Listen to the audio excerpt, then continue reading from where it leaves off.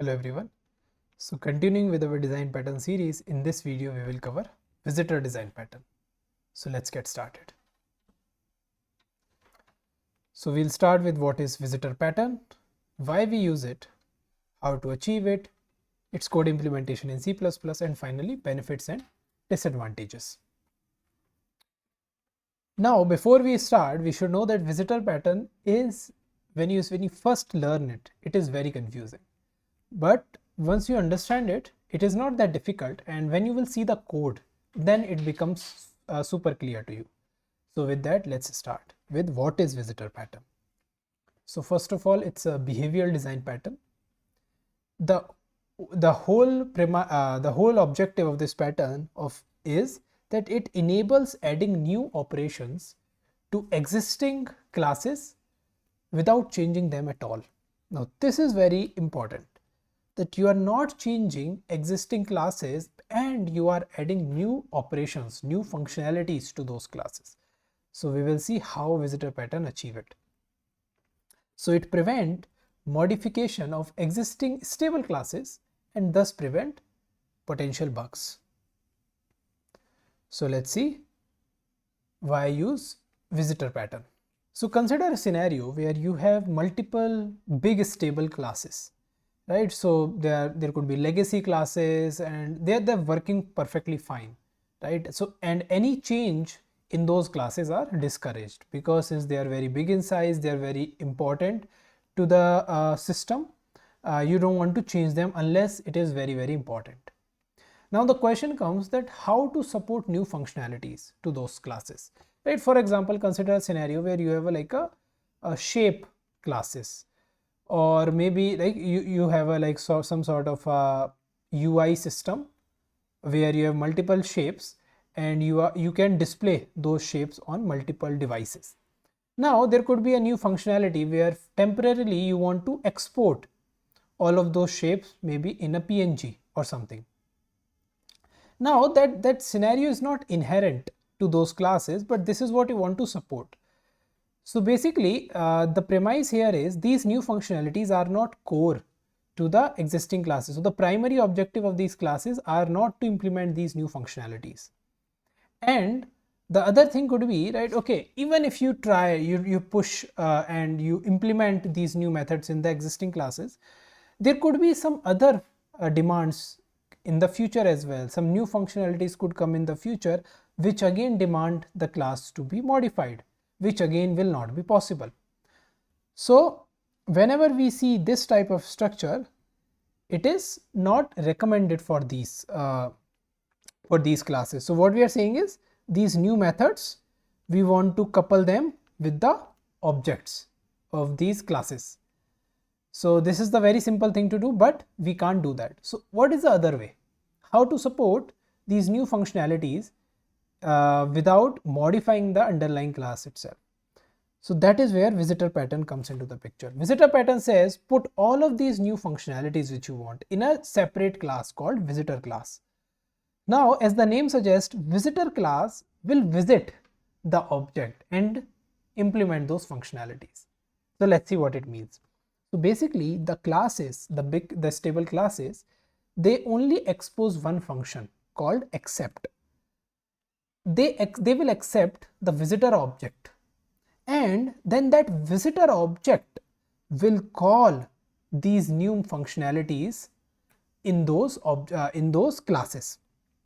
So these classes are not implementing the new methods, it just implement one function called accept, and in that accept function they call the visitor function. Basically visitor function methods will be called.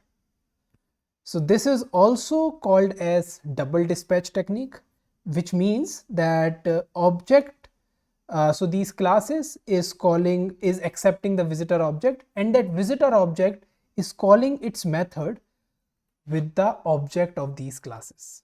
Now when I say this, it looks very confusing. So I would say that we should directly look at the diagram. So what we will do here, let's look at shape first.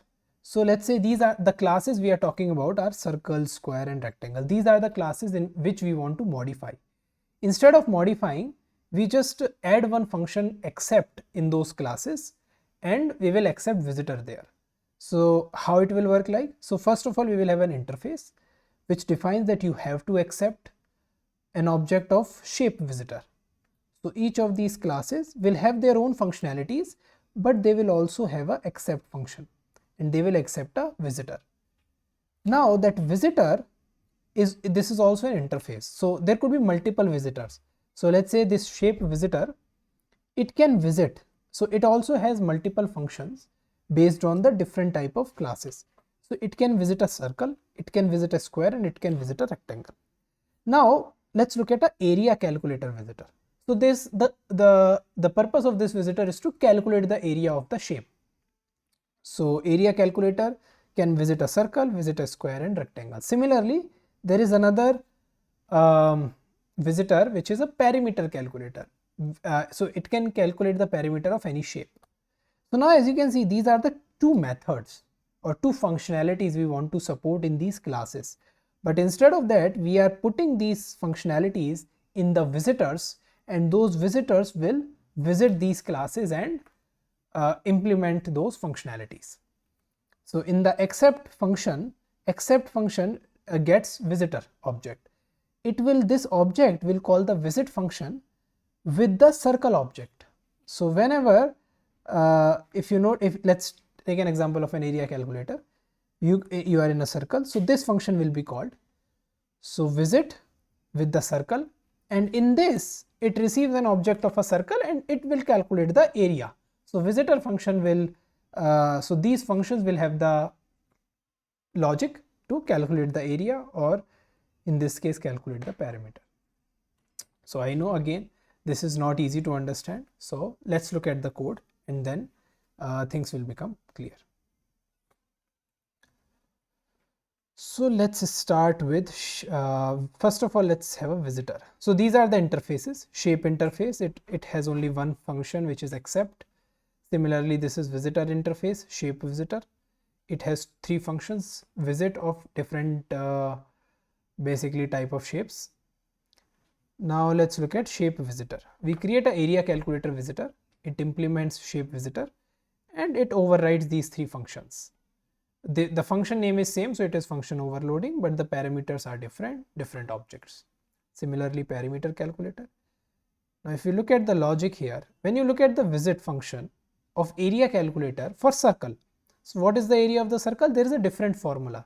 It is pi r square. So pi times radius square. So this will be the area of the circle. Similarly, for the square, whenever it receives an object of a square, the area of the square is the side into side. So a square dot gets side length, the length of the square multiply basically square of it. Similarly, the rectangle. For rectangle, the area would be width into height, right? So and now let's look at the perimeter calculator. For perimeter, the perimeter of the circle is 2 pi r, that is the formula. For a square, there is a different way, 4 into side, and for rectangle it is 2 times length, width plus height, right? So these are the different formulas. So basically different functionalities for each different class. Now let's look at these shapes. These are the main classes which we don't want to modify. So here we have a circle shape, it has a radius function, and it accepts a visitor, right? Every shape will accept a visitor. Similarly, square and rectangle. Now the main thing happens here in the shape. Now when you see the implementation of it, whenever a circle accepts a visitor, it just call the visit function with the circle object. So we are passing this. This means the circle object which is calling the accept function, we will pass that. So in the visitor class, this visit function will receive this circle object. Similarly, and square will pass the square object, rectangle will pass the rectangle object. So now let's see this all in working. So we create three shapes: circle, square, rectangle. We create two visitors, area calculator and perimeter calculator. Now at this point, visitor and shapes are not related to each other, they are independent. Now circle, when circle accept area calculator, this. So circle has not implemented the functionality of calculating the area. It just accepts the area calculator visitor, and area calculator visitor calculates the area and print it. Similarly, when square accept area calculator, it prints the area of the square and so on. So let's see this. So now see, circle accept area calculator. At this point, the area of the circle is printed. When square accepts area calculator, area of square is printed, area of rectangle is printed. Now when circle accepts perimeter calculator, it prints the perimeter of circle, perimeter of square and perimeter of rectangle.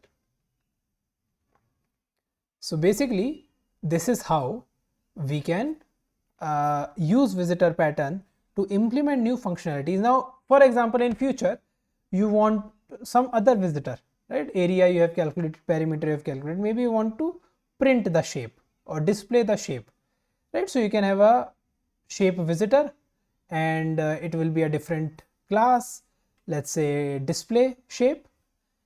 So display shape will have the logic to display the corresponding shape.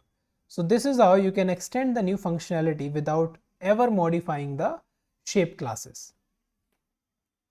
So I hope with this you understand how the visitor pattern works. Now let's finally come to its benefits and disadvantages. Benefits are, it enables operation on complex objects without modifying them. So it basically follows the open closed principle, that it is open for extension but closed for modification. Then all operations, since all operations are placed in one one place, which is visitor, it helps in readability and maintainability as well, right? So you know all of the functionality, all of the additional functionality is present in this particular visitor, and it will be at one place, and you can always modify or add those and basically change those functionalities if needed. So basically code is not scattered at multiple places, it is at a single place visitor. And as always, primary classes are not bloated by the additional behaviors. As we discussed, these additional behaviors are not core functionalities of your classes. So you don't want to bloat those classes with these additional behaviors. And because if any bug is introduced, it can impact your entire class. With the shape visitor, you have kept the bug only till the particular visitor. Now disadvantages. First disadvantage is you have to update all of your visitors if there is any change in the primary classes, right? So if you let's say delete the rectangle class, then you have to remove the visit functions for the particular rectangle object.